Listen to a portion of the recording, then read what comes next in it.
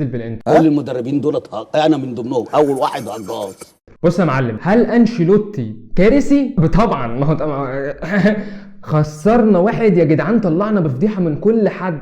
انت كل حاجه وحشه عملتها، كل حاجه خرا عملتها، وهنيجي وقت لما انت بتقول طب ما انشيلوتي، طب ما مش عارف بريز عمل وعمل وعمل وعمل وعمل ما جابلوش لعيبه ومعامل.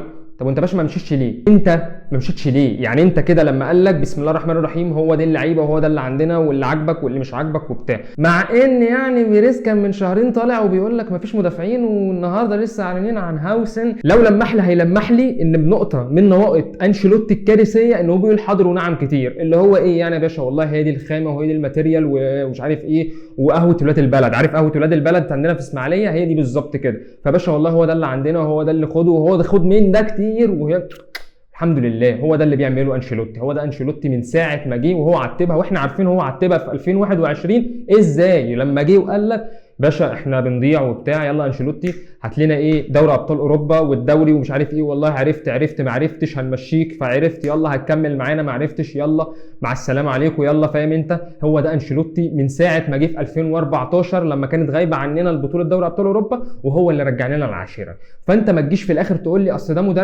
مدرب. اقول لك على حاجه، انشيلوتي فكريا وعقليا في جامد قوي، وخصوصا نفسيا، عشان انا حاسس ان احنا في مستشفى امراض عقليه في ريال مدريد. فيعني بعيد عن اي حاجه، فانت بتتكلم في مدرب هو قوي جدا. ويا عم هو يا عم كان هو بص لما بيخري قوي، يعني ما عندوش مثلا اللي هو موسم هنخسر يا جدعان نطلع صفري ومش عارف ايه، لا هو جابها لك على بلاطه. يعني اللي هو ايه، انشيلوتي ساعات مثلا لما بيخري يطلعك موسم صفري، لا هو انا بص انا مش هخليك تفكر للحظه ان انت ترجعني تاني ريال مدريد، وده مستحيل. وما اعتقدش اصلا ان احنا في يوم من الايام هنفكر ان احنا طب يا جدعان ما نرجع يا جدعان انشيلوتي، الا اذا بقى فاهم يعني نرجع له مثلا تخليد ذكرى مش عارف كرويف ان كان.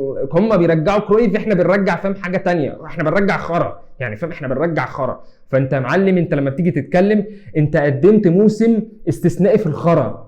انت قدمت موسم استثنائي في الخرا. يعني ايه استثنائي في الخرا؟ يعني انت عمرك في حياتك ما طلعت بموسم فيه كميه زفت كده. يعني انت لا بعيد عن اللعيبه وبعيد عن اي حاجه، انت الموسم اللي فات في 2024 2025 الموسم اللي انت حصلت فيه ال15 البطوله ال15 وخدت دوري وبتاع والدنيا دي كلها، فانت طلعت ازاي بالموسم ده؟ بفرديات. بلينجهام كان لسه جاي، يلا بلينجهام جامد قوي، بس بلينجهام اللي هو خلاص كان فورمه جامده قوي وجاي بقى وجاهز وباور ومش عارف ايه، ولسه بقى لعيب جديد في ريال مدريد، وهو راجل بامانه شخصيته قويه جدا جدا جدا جدا جدا. اتكلمنا بقى في خرا وحاجات كتير وبتاع، خلينا بقى ايه الدنيا بقى زهزه. هل بقى الدنيا وحشه؟ لا مش وحشه خلاص، الدنيا تمام وخلصت يا عم. اعتبروا ان هو موسم 2019 زي موسم هازارد، والحمد لله طلعنا من غير هازارد. بس جينا مين؟ جينا بالونسو اللي هو معلم انت قال لك ايه صباح الفل يلا باشا كده، يلا باشا يلا يا ابني انت وهو، يلا حبيبي مين انا عايز كذا وكذا وكذا وكذا. واللي هو من شهرين بريز قال لك لا انا مش هتعاقد مع لعيبه، شخصيته قويه قوي. مبدئيا بسم الله الرحمن الرحيم، الراجل ده جامد. يعني ايه جامد؟ يعني الراجل ده عمل معجزه مع بايرن ليفركوزن، خد من بق كده واحد اسمه بايرن ميونخ اللي هو ما ينفعش يخسر. هو الراجل ده عارف انت اللي هو بسم الله الرحمن الرحيم زي الاهلي في مصر مثلا كده، يعني ما ينفعش يخسر دوري مهما حصل، اتشقلبنا منافسات مش عارف ايه بتاع كلها كده هرتلى الموسم كله، وفي الاخر اللي بيحصد اللقب هو بايرن ميونخ. فانت بتتكلم في ايه؟ انت بتتكلم في راجل عمل معجزه. والموسم ده ايه اللي حصل؟ يعني ولا حاجه، عادي ولا اي حاجه. الراجل عمل ايه يعني؟ الراجل يا باشا خلص مركز ثالث ولا اي حاجه، راجل جامد قوي. الراجل ده يا جدعان لو جينا نتكلم تكتيكيا هو بيلعب 3-5-2 او 3-4-3. يعني ايه يعني؟ هوسن اللي هو الصفقه الجديده، واسينسيو وروديجير، وطبعا الوينج باكات كاريوس ومين بقى معلم او كاريراس حاجه كده، يعني اللي هو الباك اليمين بتاع بنفيكا. وطبعا الوينج باك الثاني بقى المعلم بتاعنا ارنولد، بقى واحد زي ارنولد مثلا ده هيتبني عليه الخطه اصلا. انا متوقع كده ان هو الراجل ده يا جدعان هيطلع النار من بقه. وليه؟ انت مش محتاجه. المشاكل كلها بتتكلم في ايه؟ بتتكلم مشاكل دفاعيه بالنسبه له، انت مش محتاجه دفاعيه، خلصت خلاص.